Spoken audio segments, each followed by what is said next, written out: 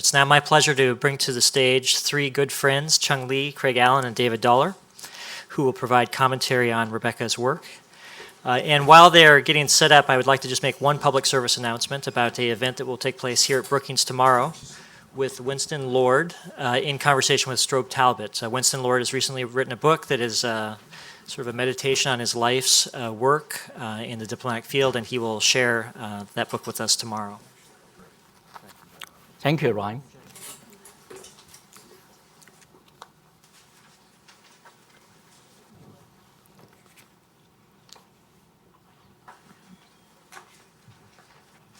Well, first of all, thank you, Rebecca, for that really very rich presentation.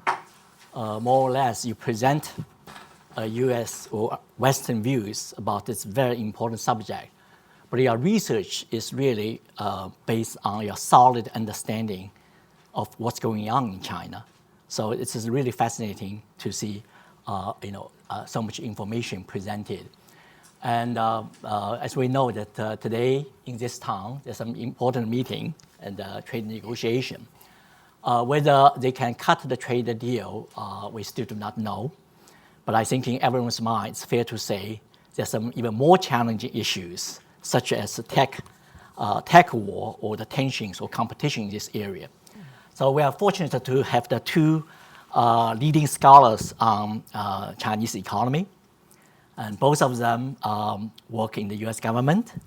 And both of them also spent years in Chinese U.S. embassy in Beijing. And both of them also work for, one in your case, for the Commerce Department and negotiation with Chinese. In David's case, in the Treasury Department.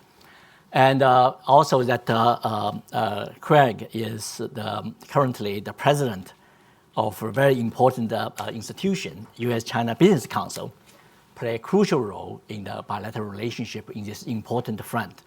And we're so fortunate to have you and also have your organization as co-host for our event. Now, first, let you each of you to speak for like 5 to 7 minutes. Then I will need some discussion, and also we'll have the questions from the audience. So maybe start with Craig. Okay, well, thank you very much for the opportunity to be here. Thank you, Chung. Thank you, David. Thank you, Ryan. And thank you very much, Rebecca, and thanks to all of you for being here.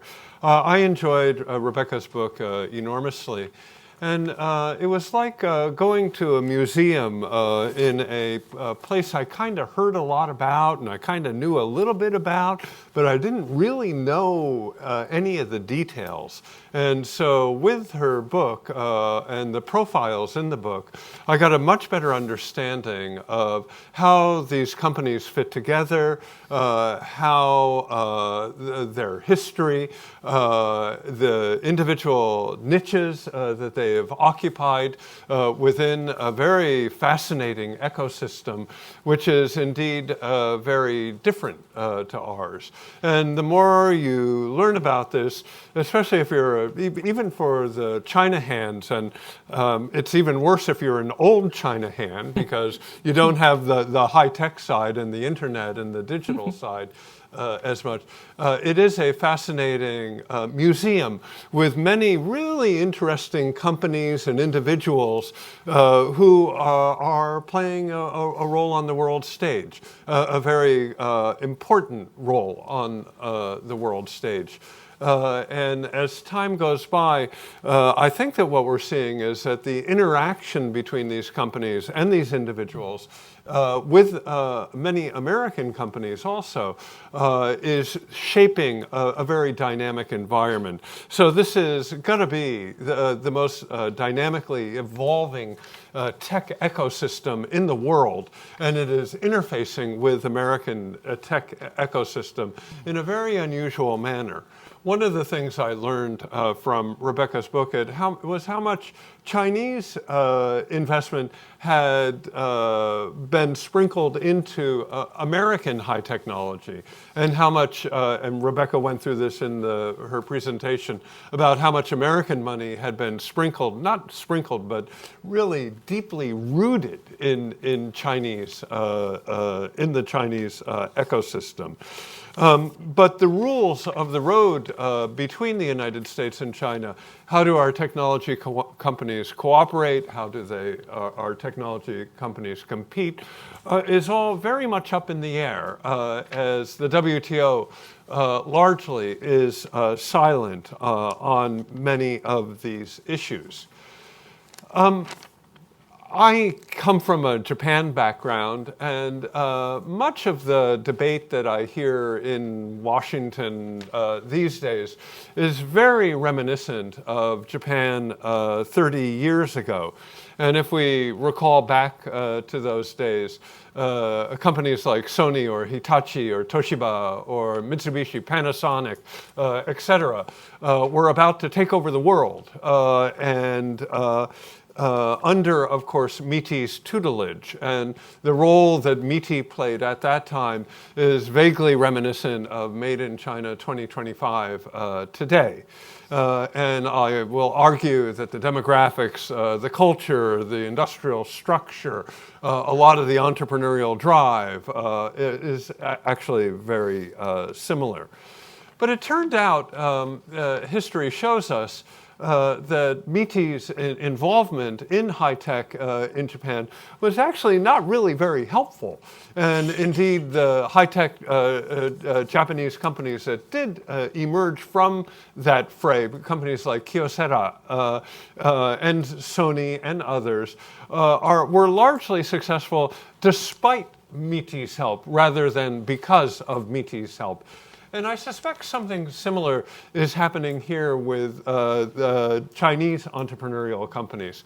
I don't think Wang Xin or Alibaba or Jack Ma or Pony Ma or the others are waiting for Made in China 2025 instructions. They're not. They're moving ahead, and the Chinese private sector is very, particularly these innovative companies, are innovative despite many of much of the support of the government. And so I would advise the Chinese government really to look at the Japanese model. When you do have a lot of government support, the history in Japan shows us that the problem of a Galapagos syndrome can come forth and be a real problem. And that is that technology is developed in Japan for Japanese sake, and it becomes unexportable. And I suspect that is a threat that the Chinese government and Chinese companies should look at very carefully, because if this technology is not welcome elsewhere, then the rest of the world is going to congeal around other technologies. My final comment is that when you look at U.S. and China high tech, it is remarkable to me that how incredibly integrated, synergistic, interdependent the two high-tech sectors are. And it is also remarkable to me how indeed both governments are uneasy with that integration and are actively taking measures to reduce that level of integration, particularly in national security sensitive areas. And the Chinese side is certainly trying to reduce foreign inputs into their critical information infrastructure. Programs such as indigenous innovation, technology self-reliance, re-innovation, or the multi-level protection scheme, and I could go on and on, are schemes to keep out foreign technologies. And what is that if not a form of decoupling from the global technology innovation system, but particularly the American version. I would also argue that Made in China 2025 is WTO illegal probably across 5 chapters of the WTO. And thus, it's understandable that the Chinese have kind of put that on the back burner, but publicly, but have the programs and has the support gone away? I think we have every right to be skeptical about that and demand that the Chinese meet their WTO obligations. And that is a subject that, as Chung referred to, Ambassador Lighthizer is hard at work at probably right now. Also, I think that the Chinese government could do a much better job at bringing its policies on SOEs, standards, subsidies, technology innovation into better WTO compliance. Now, on the U.S. side, there's also certainly a head of steam behind the decoupling program. And I think that the expanded interpretation of our export control law and the clarification of our CFIUS project is really a blunt form of decoupling. It is designed for that purpose. So earlier this week, Secretary of Commerce Wilbur Ross stated that the Department of Commerce would put Hikvision on its entities list because of human rights violations. And I'm not here to debate the merit of the call, but I think that it is reasonable and historically accurate to say that this is the first time ever that human rights violations has been used as a rationale for putting a company on the entities list. And the Treasury Department, under Treasury Department CFIUS, the expanded CFIUS regulations are also a clear signal that has fed into the rapid reduction of Chinese investment in high technology and elsewhere that we have seen. Chinese investment to the United States is down 80%. And if you, particularly if you're a poor American in an economically depressed area, that would not be something to be happy about. I suspect that under the new regulations, especially with regard to PII or personal identifiable information and cross-border data flows, that this technology integration, which has benefited the global innovation ecosystem enormously, in my view, is going to be changing. So I think that Rebecca's book has given us a wonderful snapshot, really, of where we are. The profiles are magnificent. And I think that we should recall our history of the last 40 years of engagement and collaboration, which has led to enormous successes for both the Chinese and the American economy in the global innovation space. But I worry that this might become a thing of the past. Thank you. Great. David.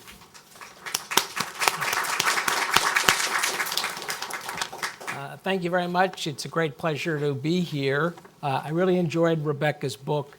You know, we hear about all these companies. I travel to China regularly. We're familiar with all of them. It was great to get a lot of background about their origin, about some of the technology transfers, financial flows. So I really enjoyed the book very much. I want to introduce 3 points into the discussion. First, like Craig, I was impressed at how much integration there is between US and Chinese innovation.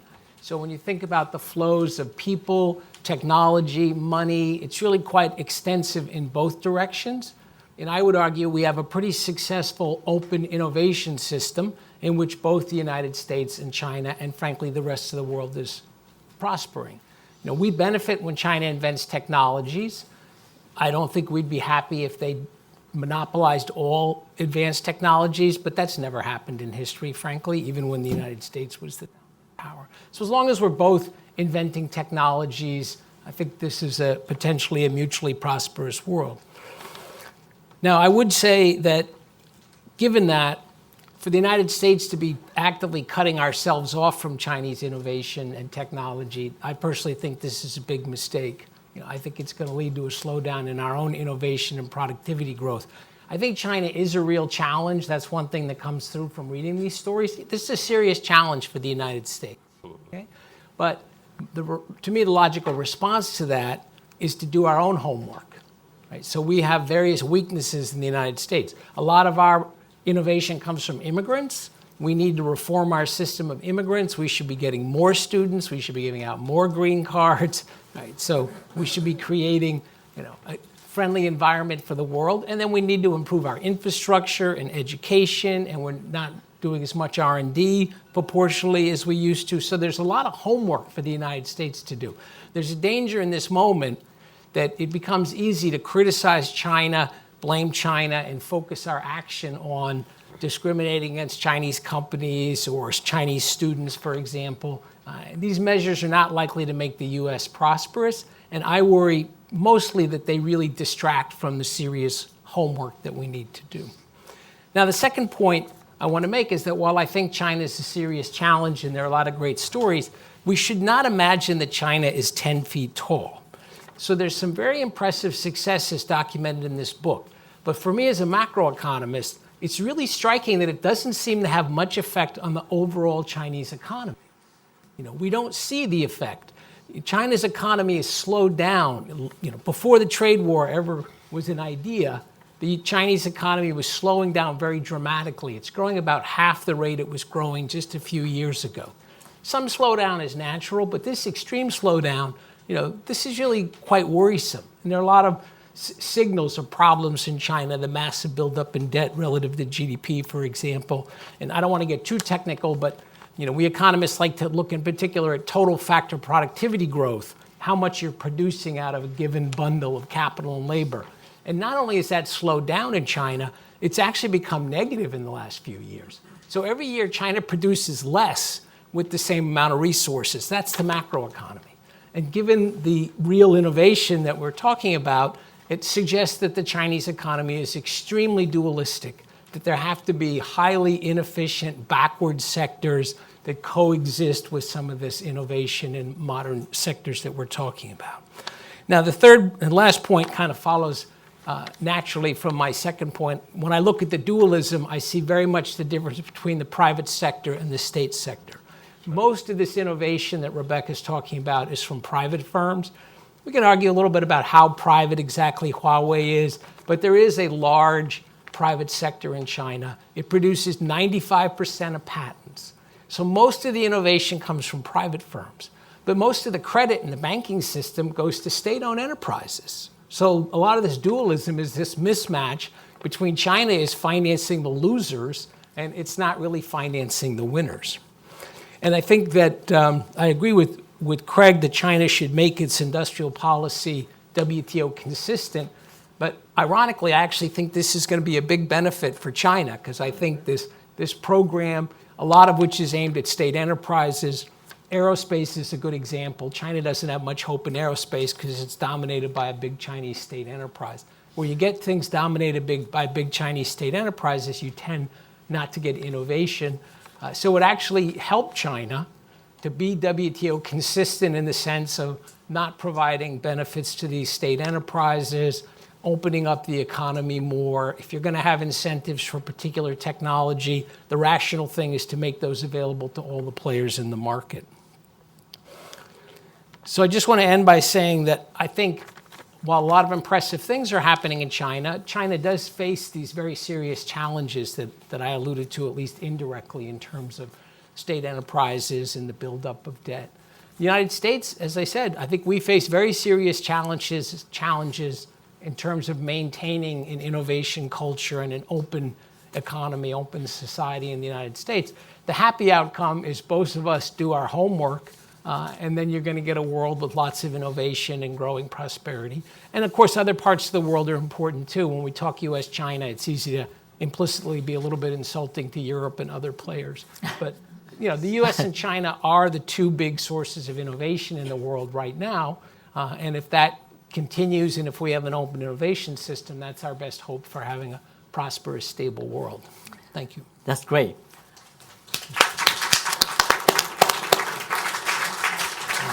Well, both of you clearly put Rebecca's excellent book in the broad context in terms of assessing the future trajectory about the tech world and especially to major powers, and also linked to the policy debates going on in Washington, D.C. Now, let me ask you 3 quick questions for both of you. The first one actually is for Craig. That you made a comparison between China and Japan. Of course, there's some similarities in demographically and otherwise. But I would just push to present the different perspective, arguing that comparison could be misleading. Demographically, China's population is 10 times of Japan. We talk about e-commerce. This is a very important factor. Talk about urbanization. China is only 60% of urbanization. Japan is probably 99%. And talk about aging society. Yes, both countries are facing serious challenges, but at a different level.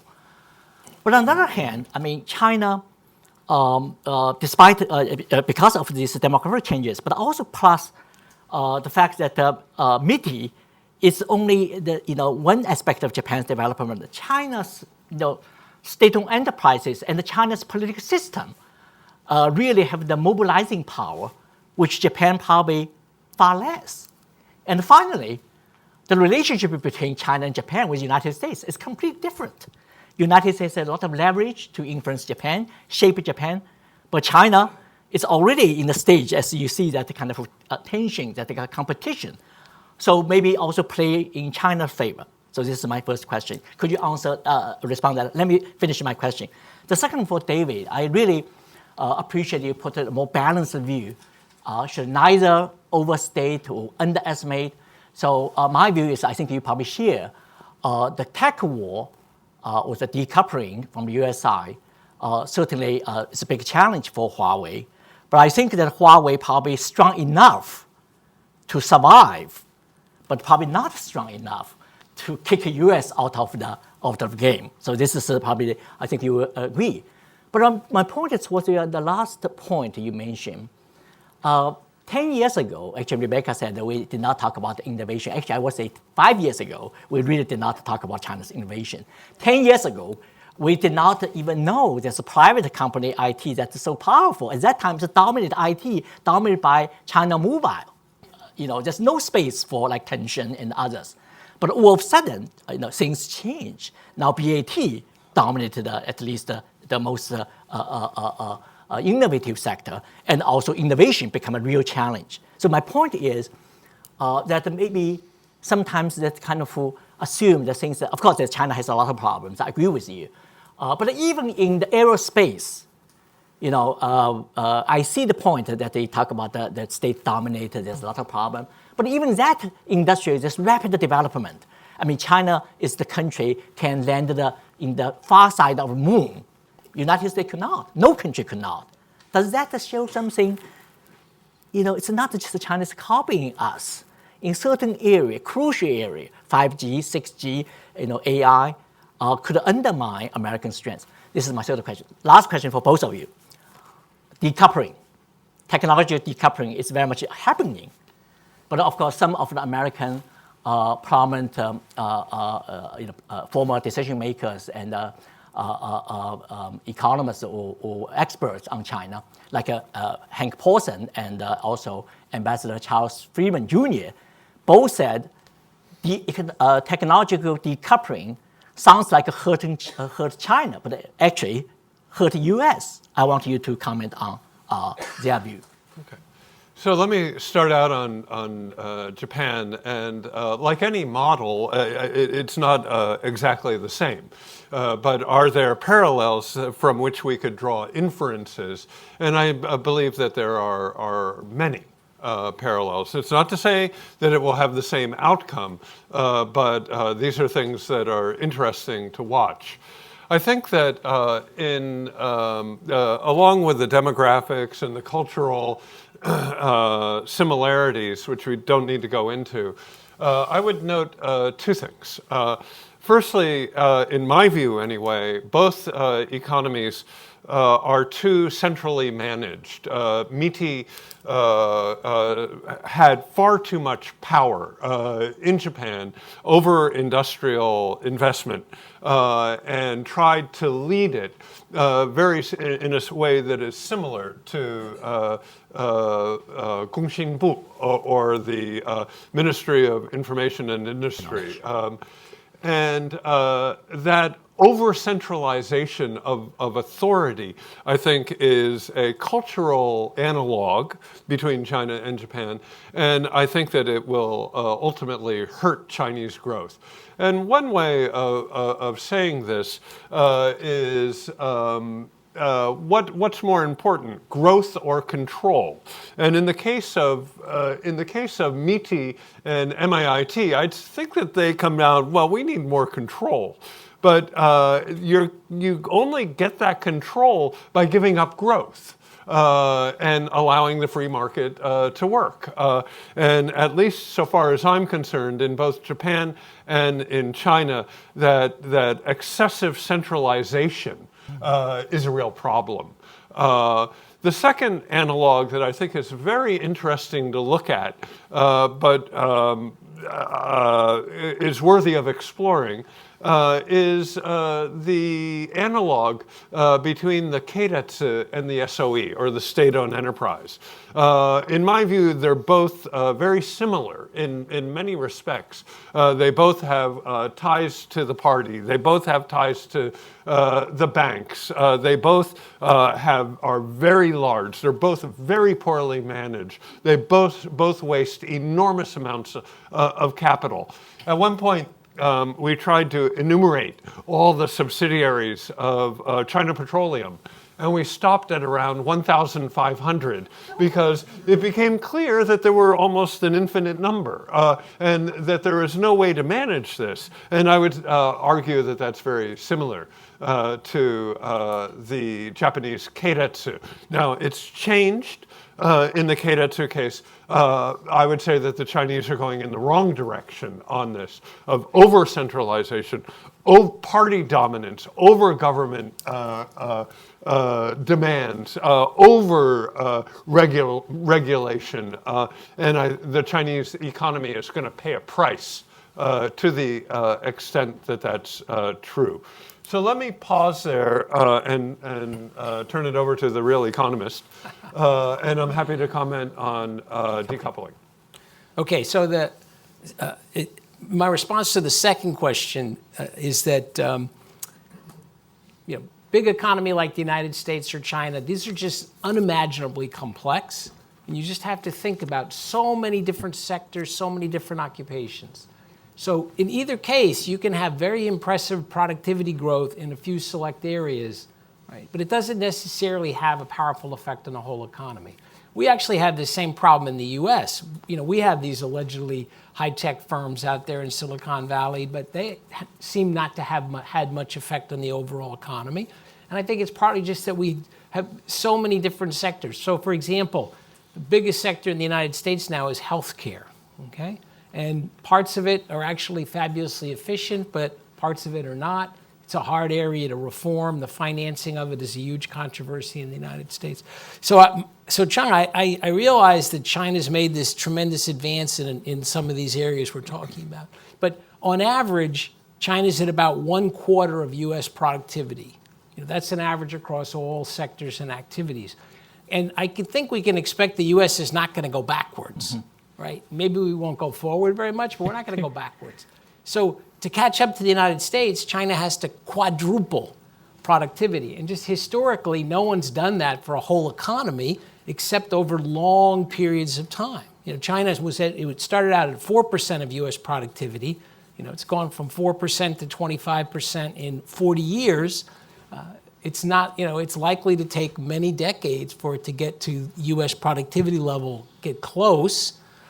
And that would be looking, and then it's likely that would reflect China being the world beater in a bunch of areas, and then lagging modestly behind the U.S. in other areas, and it could get close to U.S. productivity on average. But I think we're still, I end this point by saying don't forget that the 25% of U.S. productivity, that's the average for the whole economy. My last question for both of you.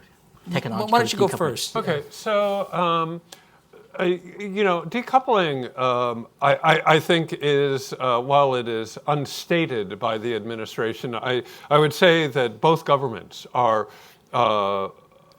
pursuing policies that at least will have the effect of, if not the intent of, decoupling. And I think that when you look at the national security concerns, both countries have very legitimate national security concerns. I think that also that there may be a tendency to exaggerate those concerns. And if that is the case, an exaggeration will lead to an over-response to the threat. And I think that I see that in China all the time, and I am seeing it in the United States as well. And I worry that decoupling could go beyond the national security areas to include many, many other areas. So the case of Huawei is a very interesting case. I won't opine on it, except to say that there are legitimate national security concerns in the telecom space. I think that we would all recognize that. But I also see moves to ban Chinese electric vehicles from a private Chinese company. And I think it would be a gross exaggeration to say that that would be a national security threat. I also see moves in the Congress to ban Chinese active pharmaceutical ingredients from coming into the United States on quote-unquote national security grounds. And I think that that should be questioned. Are we really safer having our APIs coming from India or a third country? I think that that's a very hard argument to make. So while our national security should be paramount, I think that exaggerating our national security is very much not in our national security. And a deliberate exaggeration of the national security will lead to an over response that will be echoed on the other side. And I think that we're caught in that echo chamber of exaggeration that will have a profound effect on the global innovation ecosystem and ultimately on our national security. To state that our economic security is our national security and then expand that to include everything from the other country is profoundly mistaken. Thank you. Yeah, so I largely agree with Craig. So I'd just briefly add, I think kind of really serious technology decoupling between the U.S. and China, it's definitely going to be bad for both economies. It's certainly going to be bad for the United States. I'm skeptical that our big firms would even go along with this, to be perfectly honest. China is a big, fast-growing market. It's putting out 5 million STEM graduates per year. Our firms want to do research there. They want to be involved there. They want to have partnerships. I think if we try to pursue this, a lot of our firms, they'll develop subsidiaries. They'll find a legal way around this. So I don't think they're going to follow us down this road. But we'll end up isolating our domestic economy to some extent, and we'll end up paying a price for that. Let me just add, to decouple, you got to be a couple, and we're not a couple. And what we have seen is that once a Chinese company is put on the entities list, which requires American companies to stop providing them with their U.S. exports, our Japanese and European and Korean friends are in the door as the Americans are leaving. The Europeans and Japanese are happy to take over that business.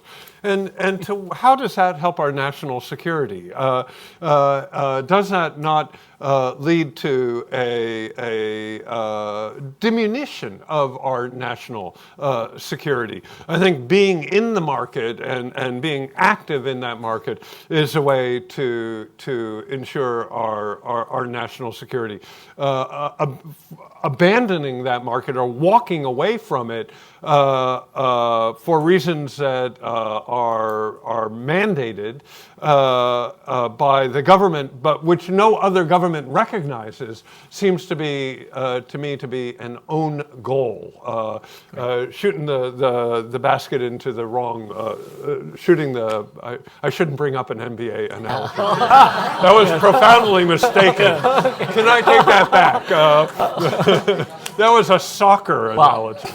Thank you both, Craig and David, for so thoughtfully answering my questions. So the floor is open. We only have 10 minutes. We probably take a few questions together. And please first introduce yourself and the young man. Yeah.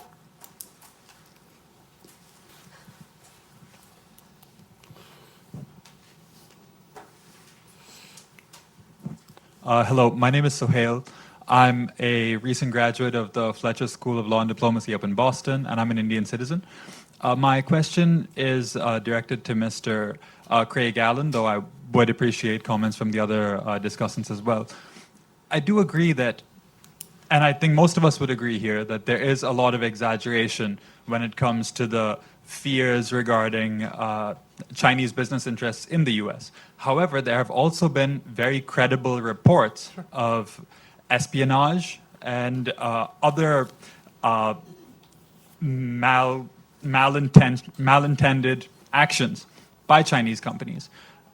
Though perhaps we can agree that the current response might be a bit too heavy-handed, what would you recommend the appropriate response would be? Okay, great question. Hold on. More questions? The gentleman. Yeah. Thank you very much. I want to thank the panel and Mrs. Fannin for a great presentation. Mrs. Fannin mentioned the Belts and Roads Initiative in terms of economics and trade, which is the subject of this, largely the subject of this talk. I served in the State Department and the National Security and Intelligence communities. So I'd like to have any answer you have on the mercantilist intent of this Belts and Road Initiative in terms of the international influence of the PRC. Great.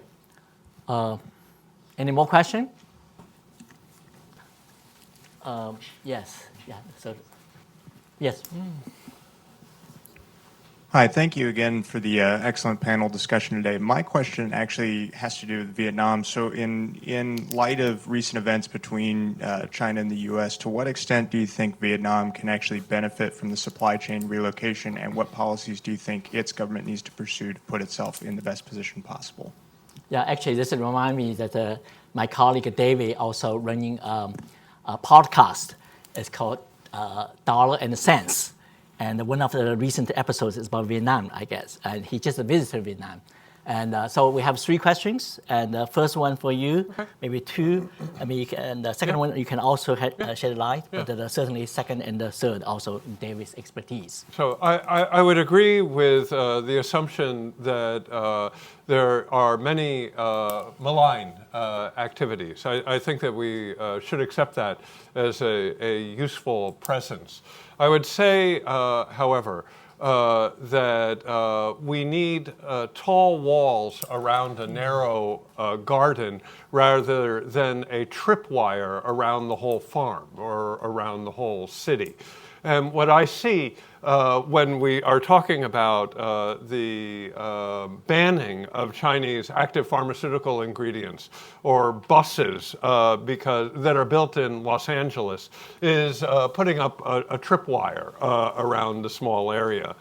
I think that also, so the issue is where is our true national security concerns? And defining that different people could have different, reasonable people could have reasonable definitions, but I would argue it's not buses, and I would argue it's not APIs. The other thing that I think is that we should think about, right, is the use of the law, the export control laws, for apparently competitive purposes. Now, the history behind the export control laws is so that we don't export machinery or equipment or technology to be used to make a nuclear bomb or other weapons of mass destruction. We don't wish to export those products, and that's why we have the law. But if the law is to be used to slow down other countries or other companies' competitive industries, then that is an expansion of that law that is quite profound. And if we are to use that law, as the Secretary of Commerce just said 2 days ago, to protect human rights, again, that is a profound expansion of our export control laws into territory that we've never seen before. And I think it's similar to the 232 on steel and aluminum on national security purposes in a manner that Secretary Mattis at the time did not support. So let us be careful by the over definition, by the wholesale use of that national security terms to get away with what may be essentially policies taken for commercial purposes. On Belt and Road, Belt and Road is enormous. I would agree with the premise of your argument that it is made mostly to benefit Chinese SOEs and other companies. I would agree with the premise of your argument that it is profoundly political and that it is using the loans, for the most part, to elites in a manner that certainly helps the Chinese companies that may, over the longer term, provide complications to the receiving country. That said, the money that and the expertise, it's not only money, it's a lot of expertise that the Chinese are offering, is very welcome in Central Asia and in Africa and elsewhere. This is money to build infrastructure that is very much needed. I think that the recipient countries should be very concerned about having the digital Belt and Road, for example, put into their markets. At what price comes that very cheap loan for the telecom infrastructure or the software or the smart cities. And I would encourage robust democratic debate on that subject for all of the recipient countries. Great. Just very briefly on Vietnam, I was able to talk to private sector and government officials. They all push back against the idea that Vietnam was a big winner from this trade war. Their exports to the U.S. are up very significantly this year, but their imports from China are up by almost exactly the same amount. And you could cynically say some of that is just relabeling stuff, but I think it's not mostly that. I think when we talk about value chains, we often ignore the fact that China is at lots of different positions along many value chains. And what's happening is the final labor-intensive assembly is moving to places like Vietnam, but China is still producing an enormous amount of content, basically. So China is now exporting components to Vietnam, and Vietnam's assembling them. They're coming to the U.S. They're doing an end run around the tariffs. That's one more reason why the tariffs are a dumb strategy. And it's a little bit beneficial for Vietnam. It generates a small amount of value added, but it doesn't really generate that much. And now they're worried the United States is going to turn its trade war weapons against Vietnam because their exports are going up and their trade surplus with the United States is going up. And then just if you ask what Vietnam can do, the striking difference between China and Vietnam, in both of these countries, the exports come from multinational firms. But in China, most of the value added comes from the domestic private sector. And Vietnam has not built those backward linkages. It doesn't have a big formal domestic private sector. It's got foreign firms, it's got state enterprises like China, but it doesn't have the private enterprises, the formal private sector you find in China. Great. Before concluding the panel, I just want to remind you two things. One is that Rebecca will be very kindly signed a book and outside of the room.